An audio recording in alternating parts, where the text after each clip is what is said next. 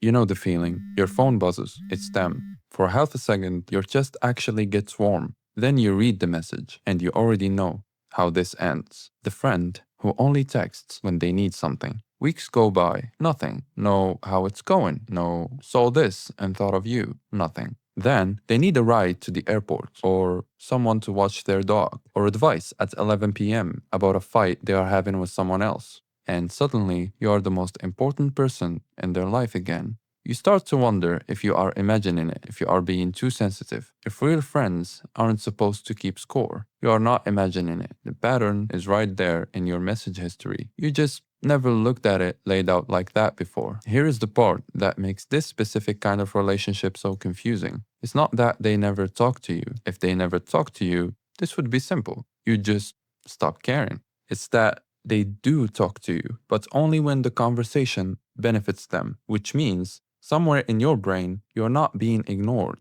You are being used on a schedule. And your brain has a much harder time letting go of someone who occasionally reappears than someone who's just gone.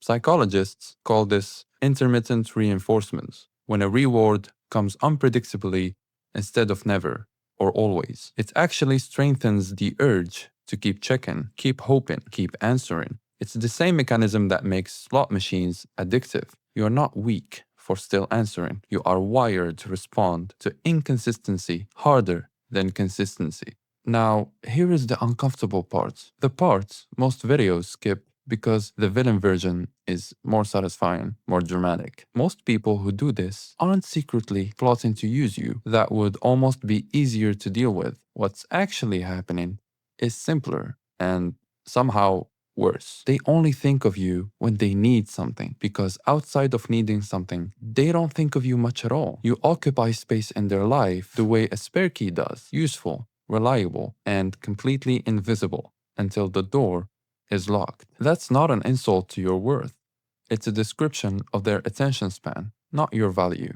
Here is what this pattern actually does to you over time, even if you never say anything about it out loud. You start performing availability, answering fast, being easy, not bringing up how it feels, because bringing it up risks losing even the occasional contact you do get. And slowly, without meaning to, you train yourself to accept less than you'd accept from anyone else, because some connection has started to feel better than the risk of none. This isn't a video telling you to cut them off dramatically. Sometimes that's the right call. Often it isn't. What actually helps is smaller than that, simpler, matching, not managing. Instead of chasing the friendship at a level you never agreed to, you simply meet them at the level they are actually showing up at. You stop being the one who checks in for both of you. You answer when they reach out, but you let the silence be mutual instead of one-sided. And usually, once you stop over-functioning in that one relationship, you notice something. You have more energy left for the people who do think of you outside of needing something.